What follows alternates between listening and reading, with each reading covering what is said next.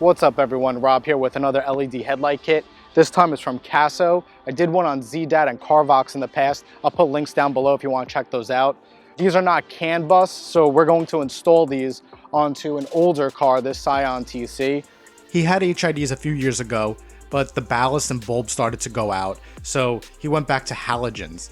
Now it's time for him to try LEDs. We're going to put them in his car and see how the light output is, but first let's take a closer look at this kit.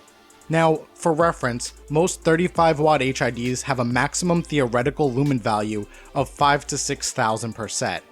CSP LEDs have a higher maximum lumen value per watt, bringing the maximum theoretical lumen value to 9,360 for this set, which is rated at 36 watts per bulb. So it looks like they rounded up on the box to 10,000. In theory, even if these LEDs are half of the maximum lumens that HIDs would be, it still would be on par or better than a 35 watt set. A few other notable features to mention is its IP68 water resistance, the 6000 Kelvin cool white color, and a 3-year warranty. They offer different bulb sizes, so you can find one that fits your car, but we have the H8, 9, and 11 set to fit in this Scion TC. So let's put them in.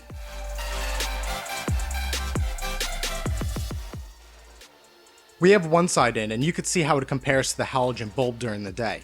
It's already much brighter. Let's get the other side in and take a look. Now both sides are in, and we're waiting for it to get a bit darker to see just how bright these really are.